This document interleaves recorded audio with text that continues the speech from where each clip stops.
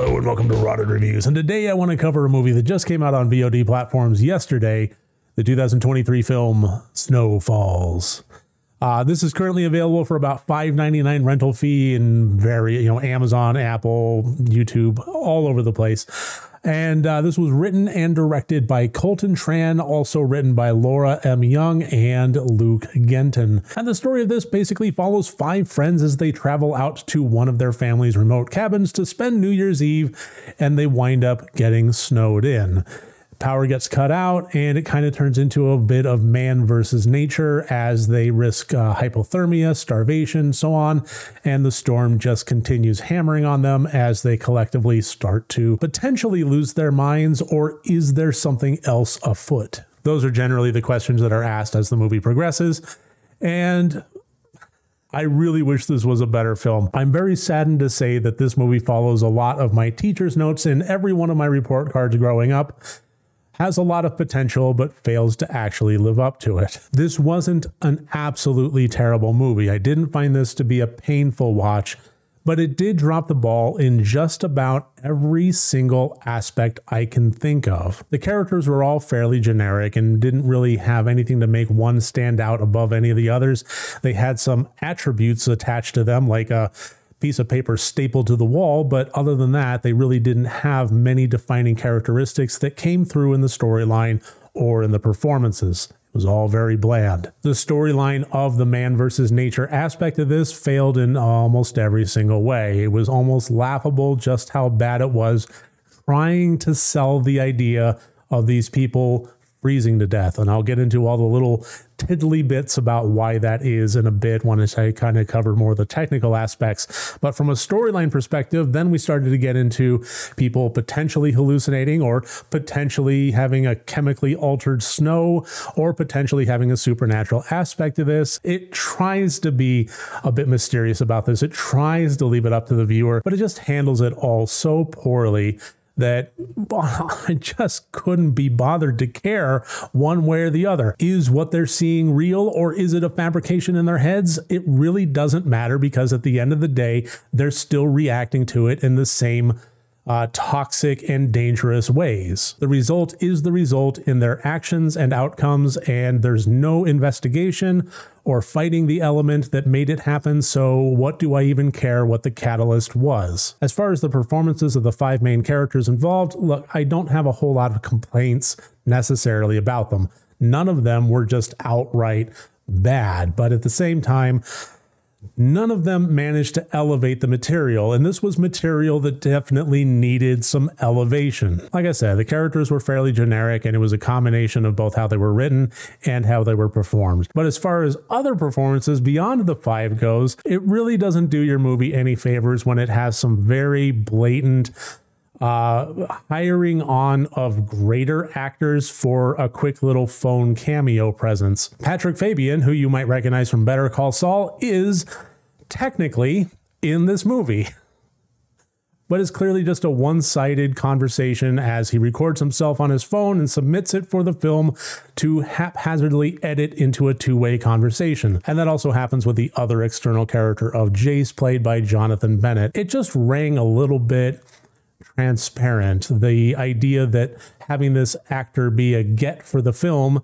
would somehow elevate it, and it frankly just didn't. And then we get to the technical aspects of this movie, which I think were honestly some of the biggest downfalls of it.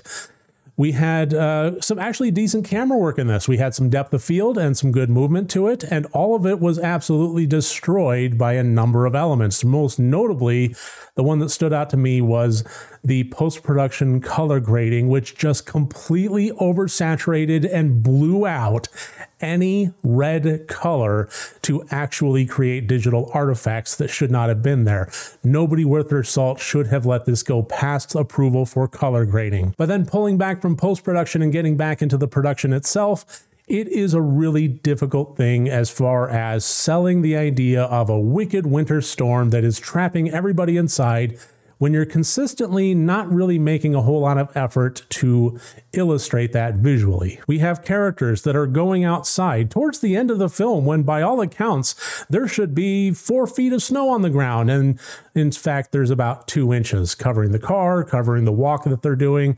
It just really doesn't jive with what has been going on in the cabin. They're talking about how the roads are just a mess and they can't possibly drive anywhere. And I could probably take my front wheel drive 4-cylinder Suzuki sedan out there. Maybe this is because I actually have now become accustomed to the snow. I've been living in Western New York for about 17, 18 years now. And yes, I get familiar with driving in the snow. I get familiar with the different types of snowstorms. And I have had situations of my furnace blowing out on me and having to exist for weeks on end in the cold, in a building that is no longer really trapping the heat that well and having to do this. And I got to tell you, when you have a situation where you're out from the elements, you don't have the wind biting at you, you don't have characters that are exposed with moisture, anything like that. You have a fireplace, you have gas ranges that work, and everybody is bundled up in massive winter coats. It's really tough to sell the idea that they are being stricken with late stage hypothermia to the point where we can't allow people to go to sleep and they start potentially losing their minds. And if you were to try to sell that idea, it might do the director a little bit of good to actually turn the heat off in the cabin. What's stopping you from dripping the faucets to prevent the pipes from freezing, because nobody wants to have any kind of lawsuits against the homeowner themselves, and then shut off the heat. Let it escape for several days. Get the set cold as these characters are supposed to be going through, or at least very close to it. And then just a bunch of other little things that just need to be kind of thought of and taken care of. Because when I'm sitting down to watch a movie about man versus nature or anything like that, I'm going to be fairly hyper vigilant because I'm kind of stacking the odds against one another, and I'm paying attention to what's happening. So yes, before everything starts going to hell, knowing what kind of movie I'm in for, and a character opens the freezer door to show it full, absolutely full of groceries, and then also establishing that the gas range still works, I'm thinking that rationing food is not going to be a problem unless they're there for over a month. And yet 5 days later, people are starving and arguing over the next licorice stick. Look, like I said, this wasn't an overtly bad movie. This isn't the kind of thing where I was absolutely in pain watching it. I was mostly just kind of bored once I started to realize that nothing was really going to add up or make visual sense, or at least connect the visual elements of the film with the storyline it's trying to present to me without insulting my intelligence. So it's kind of tough for me to talk about this in a way that gets the point across that this wasn't painful, because really I don't have a lot to praise about it. And if I don't have a lot to praise about it, then naturally I'm mostly just going to have stuff to complain about it. But I don't want the fact that it's so unbalanced in that regard to make it seem like this was an absolutely terrible watch. It was fairly competent in several ways. The performances themselves, like I said, were average. They just didn't elevate anything. The camera work was halfway decent. It looked pretty decent once we actually started to pull away from some of the more ambitious elements that the director may have thought he could pull off in the wake of trying to visually sell the idea of this massive storm. Once we got down to tight quarters with characters just interacting with one another and not showing the 2 inches of snow outside, looked fine, unless there was red on the screen.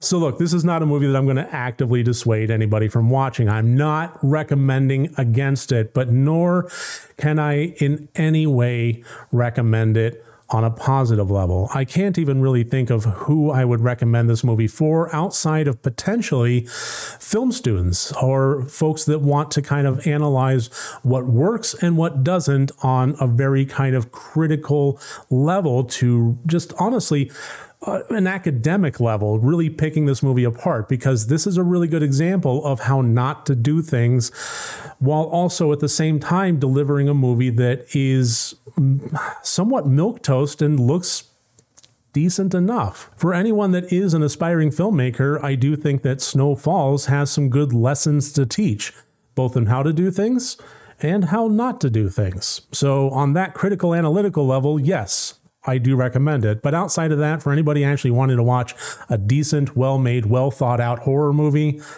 not really quite so much. So that should about do it. That's my review of Snow Falls. Thank you so much for joining me here today. I do hope you enjoyed this. If you did, please click like and subscribe and consider joining the Patreon. We have watch parties, Discord benefits, weekly vlogs, and all sorts of exclusive behind the scenes stuff with the lowest tier starting at only $1 a month. Wow. Beyond that, remember next time you want to watch a horror movie, first make sure that it's good and rotted.